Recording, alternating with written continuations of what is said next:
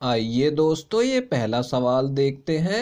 रमेश अपनी आय का 40% भोजन पर, शेष आय का 50% घर के किराए पर और शेष आय का 60% मनोरंजन पर खर्च करता है। यदि उसकी बचत 1680 रुपये है तो उसकी आय कितनी है, ये हमें बताना है दोस्तों। देखिए दोस्तों, इस सवाल में क्या बोला जा रहा है कि रमेश अपनी आय का 40% तो भोजन पर खर्च करता है। उसके बाद देखिए क्या बोला जा रहा है कि शेष आय का 50% घर के किराए पर खर्च करता है और फिर उसके बाद जो शेष बचता है उसका 60% मनोरंजन पर खर्च करता है। ठीक है, तो जब भी ऐसा शेष आय वाला सवाल आएगा तो आप देखिए यहाँ पे क्या शॉर्ट ट्रिक लगा सकते हैं। यहाँ पे हमें क्या बोला जा रहा है कि 40% भोजन पर खर्च करता है। ठीक है, तो देखिए इसे कैसे शुरू करेंगे। 100 लिख लेंगे हम यहाँ पे। ठीक है, अब देखिए उसने 40% भोजन पर खर्च कर दिया। ठीक है, तो शेष कितना बचेगा। यहाँ पे अगर 40 खर्च हो गया, इसमें से 40 घटा देंगे तो शेष 60 बचेगा। ठीक है, अगर शेष आय वाला सवाल आएगा तो आपको इसी तरीके से लिखना है कि मान लीजिए 100 उसकी आय है, 40 उसने खर्च कर लिया तो शेष कितना बचा, 60 बचा। ठीक है, उसके बाद देखिए शेष आय का 50% घर के किराए पर खर्च करता है। तो यहाँ पे फिर से हम एक बार 100 लिख लेंगे। अब इस 100 में से उसने 50% खर्च कर दिया। ठीक है, तो 100 में से 50 घटा के यहाँ पे 50 शेष बच जाएगा। ठीक है, अब देखिए तीसरी बार क्या बोल रहा है, शेष आय का 60% मनोरंजन पर खर्च करता है। तो फिर से एक बार हम 100 लिख लेंगे यहाँ पे। ठीक है, और इसमें से 60% उसने खर्च कर दिया तो शेष कितना बचेगा, 40% बचेगा। ठीक है, तो यहाँ 40 लिख लेंगे। अब देखिए इस तरीके से हमने 3 अनुपात बना लिए। तो ये किसका अनुपात आएगा, एक तो आय का आएगा। ठीक है, और जो शेष उसके पास धनराशि बची है उसका अनुपात आएगा। ठीक है, तो देखिए इसे काट के छोटा कर लेंगे। इन दोनों को 20 से काटा जा सकता है तो यहाँ पे 3 आ जाएगा और यहाँ पे 5 आ जाएगा 20 से काटने पे। इन दोनों को देखिए 50 से काट लेंगे तो इस तरफ 1 आ जाएगा और इस तरफ 2 आ जाएगा 50 से काटेंगे तो। और इन दोनों को भी 20 से काटेंगे तो कितना आ जाएगा, यहाँ पे 20 आ जाएगा और यहाँ पे 5 आ जाएगा। ठीक है, अब देखिए यहाँ पे इन दोनों 2 को आपस में काट देंगे। ठीक है, तो देखिए इन दोनों को गुणा करेंगे तो कितना आ जाएगा, 25 आ जाएगा और इन दोनों को गुणा करेंगे तो 3 आ जाएगा। यानी कि अगर उसकी आय 25 रुपये है तो उसके पास शेष कितने पैसे बचे हैं, 3 रुपये बचे हैं। ठीक है, लेकिन ये अनुपात की वैल्यू है, रुपयों में नहीं है। रुपयों में हमें क्या दिया हुआ है कि उसकी बचत 1680 रुपये है। ठीक है, तो जो शेष पैसे बचे हैं उसको बचत बोला जा रहा है तो इसके सामने मैं क्या लिखूंगा, 1680 रुपये लिख दूंगा। ठीक है, यानी रुपयों में उसकी बचत कितनी है, 1680 रुपये और अनुपात में 3 है। ठीक है, तो देखिए हमें ये देखना है कि 1680 3 का कितने गुना है। तो ये निकालने के लिए क्या करेंगे, 1680 को इस 3 से भाग कर देंगे। तो 3 से देखिए इसे काटेंगे तो कितने पे कटेगा, ये पहले 5 पे कटेगा, उसके बाद ये 6 पे कटेगा और ये 0 लग जाएगी। ठीक है, यानी इसका 560 गुना है ये। अगर हम 3 को 560 से गुणा करेंगे तो 1680 आ जाएगा। तो देखिए अगर ये वाला अनुपात 560 गुना है तो दूसरे वाले को 560 से हम खुद गुणा कर देंगे और हमें उसकी आय पता लग जाएगी। ठीक है, तो देखिए अब मैं 25 का और 56 का गुणा कर देता हूँ और यहाँ पे 0 लगा देंगे। तो देखिए 25 सी का कितना आ जाएगा, 150, तो 0 लग जाएगी। 15 हासिल में चला जाएगा और देखिए 25 पंजे 125 और जमा कर देंगे 15 तो कितना आ जाएगा, 140 आ जाएगा, यानी 1400 आ गया। और इसमें 0 भी लगा देंगे तो कितना हो जाएगा, 14,000 रुपये आ जाएगी उसकी आय। ठीक है, तो दोस्तों ये हमारा इस सवाल का आंसर आ गया है। देखिए दोस्तों कौन सा ऑप्शन करेक्ट है, ये तीसरा ऑप्शन करेक्ट है। आइए दोस्तों, ये अगला सवाल देखते हैं। मोहन अपनी आय का 35% भोजन पर, 25% घर के किराए पर, 18% बच्चों की शिक्षा पर और 10% मनोरंजन पर खर्च करता है। यदि उसकी बचत 2520 रुपये है तो उसकी आय कितनी है, ये हमें बताना है दोस्तों। देखिए दोस्तों, इस सवाल में क्या बोला जा रहा है कि मोहन अपनी आय का 35% भोजन पर खर्च करता है, 25% घर के किराए पर, 18% बच्चों की शिक्षा पर और 10% मनोरंजन पर खर्च करता है। ठीक है, यहाँ पे इस सवाल में शेष आय की कोई बात नहीं की जा रही। ठीक है, तो ऐसे सवाल को देखिए कैसे सॉल्व करेंगे, हमें यहाँ पर उसका खर्च दिया गया है। ठीक है, तो मैं आपको समझाने के लिए यहाँ पे ऊपर खर्च लिख देता हूँ। देखिए उसका खर्च प्रतिशत में दिया गया है, तो चारों को सीधा हमें जमा कर लेना है, ठीक है। तो देखिए खर्च कितना प्रतिशत आ जाएगा, 35 जमा 25 और कितना दिया हुआ है 18%, तो यहाँ पे 18 जमा में लिख लेंगे और 10% मनोरंजन पे करता है तो 10 भी लिख लेंगे, ठीक है। अब देखिए इन दोनों को जमा करेंगे तो 60 आ जाएगा और 60 में 18 जमा करेंगे तो 78, 78 और यहाँ पे 10 कितना आ जाएगा 88 आ जाएगा, ठीक है। यानी कि उसका खर्च कितना है प्रतिशत में, 88% है, ठीक है। तो ये खर्च हो गया। अब देखिए दोस्तों यहाँ पे उसकी बचत दी हुई है हमें रुपयों में, तो पहले हमें उसकी बचत प्रतिशत में निकालनी होगी। तो देखिए जो आय होती है वो हमेशा प्रतिशत में 100% होती है, ठीक है। ये आपको ध्यान रखना है ऐसे सवाल में कि आय हमेशा 100% होती है। अब 100% में से उसने 88% तो खर्च कर दिया, ठीक है। तो उसकी बचत कितनी रह गई, यहाँ पे हम 100 में से 88 को घटा लेंगे तो कितना आ जाएगा, 12 रह जाएगा, ठीक है। यानी कि 12% की वो बचत करता है, ठीक है।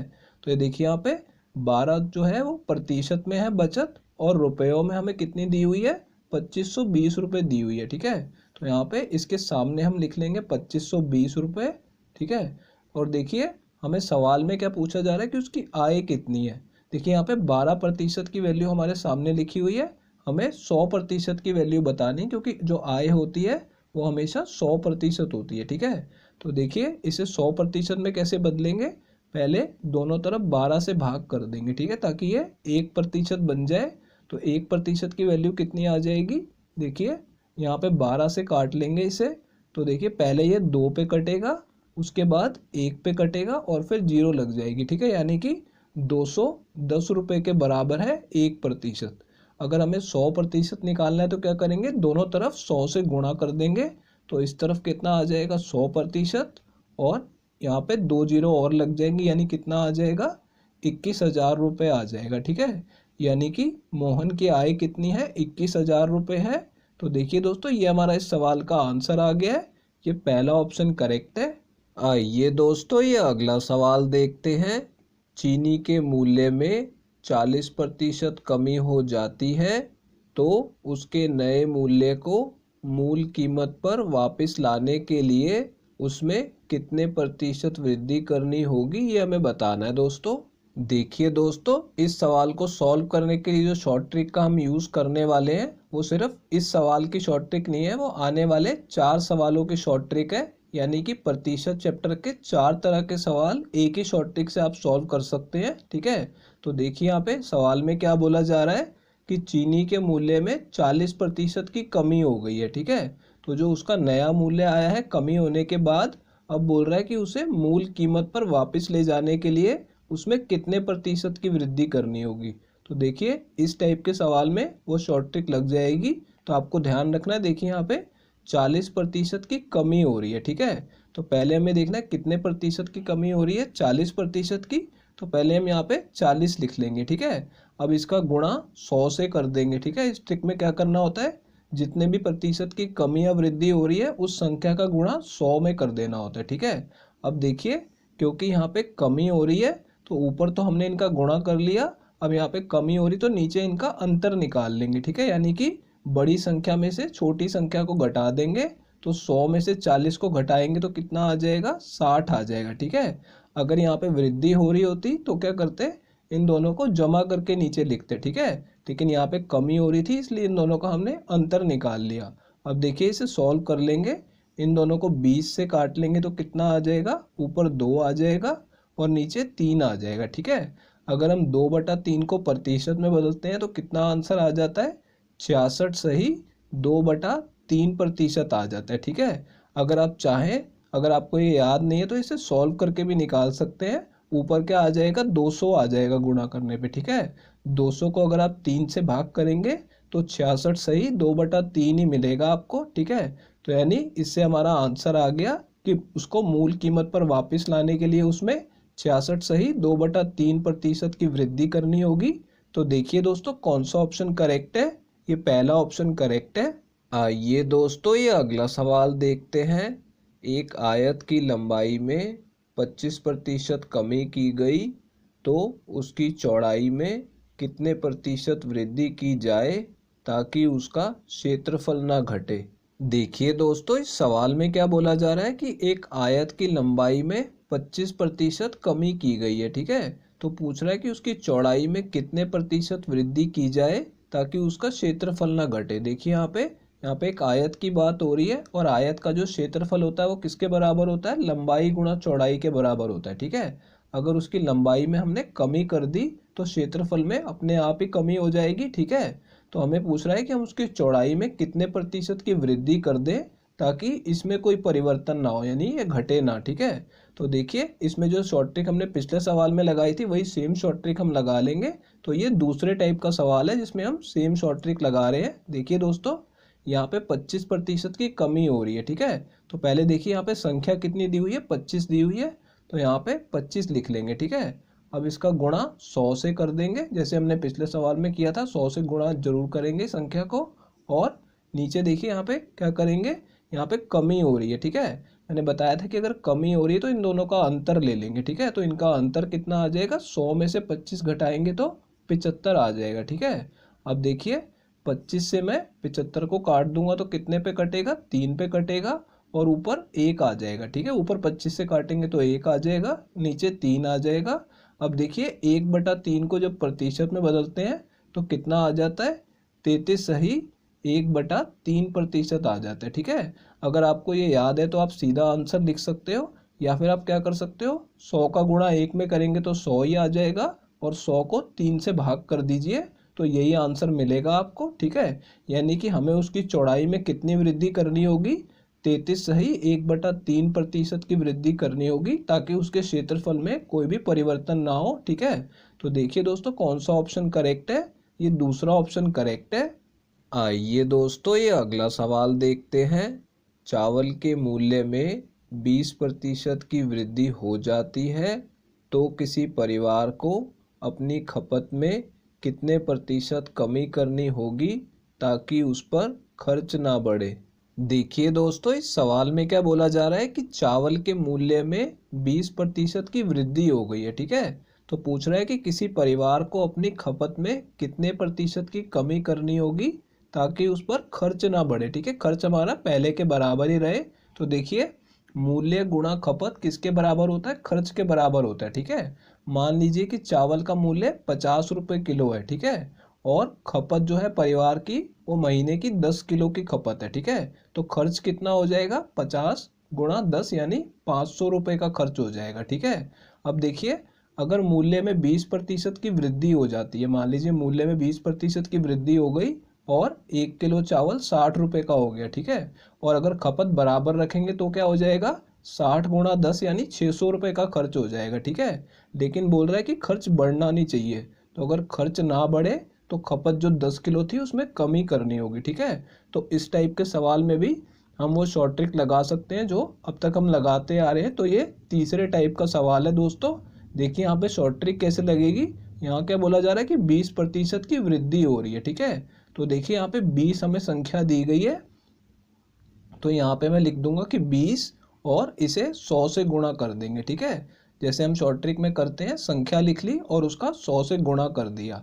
अब देखिए यहाँ पे वृद्धि बोली जा रही है। ठीक है, तो वृद्धि बोली जा रही है तो हम यहाँ पे इन दोनों को जमा करके नीचे लिखेंगे। ठीक है, 100 जमा 20 कितना हो जाएगा? 120 हो जाएगा। ठीक है, अगर यहाँ पे कमी होती तो दोनों का अंतर लेते, लेकिन यहाँ पे वृद्धि हो रही है तो यहाँ पे नीचे जमा करके लिखेंगे।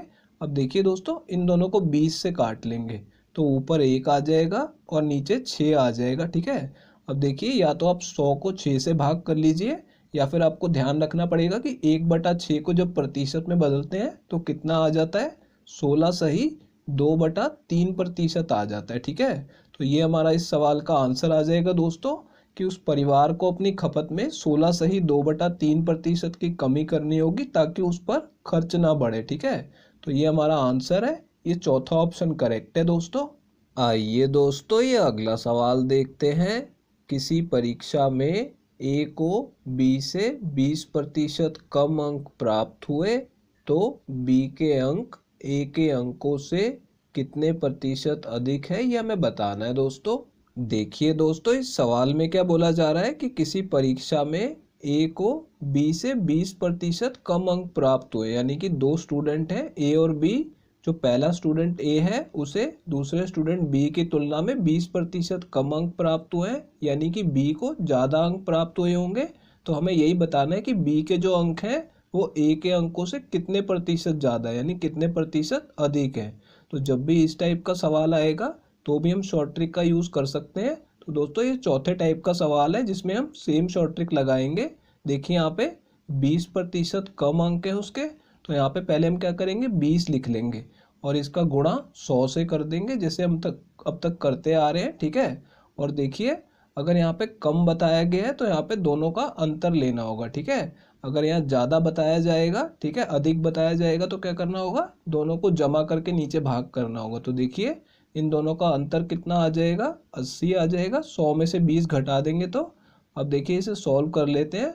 दोनों को 20 से काट लेंगे तो ऊपर 1 आ जाएगा और नीचे 4 आ जाएगा, और 4 से 100 को काटेंगे तो कितने पे कटेगा, 25 पे कट जाएगा, ठीक है। यानी कि 25% हमारा इस सवाल का आंसर आ जाएगा कि बी के अंक जो है वो ए के अंकों से 25% अधिक है। तो देखिए दोस्तों ये हमारा इस सवाल का आंसर आ गया है, ये दूसरा ऑप्शन करेक्ट है। दोस्तों अगर ये वीडियो आपको पसंद आई हो तो इसे लाइक कर दीजिए, और दोस्तों अगर आप लोग चैनल पे नए हैं तो चैनल को सब्सक्राइब जरूर कर लीजिएगा, और दोस्तों नोटिफिकेशन बेल को दबाना बिल्कुल मत भूलिएगा। तो दोस्तों इस वीडियो को यहीं ख़त्म करेंगे, आपसे मिलते हैं अब अगली वीडियो में।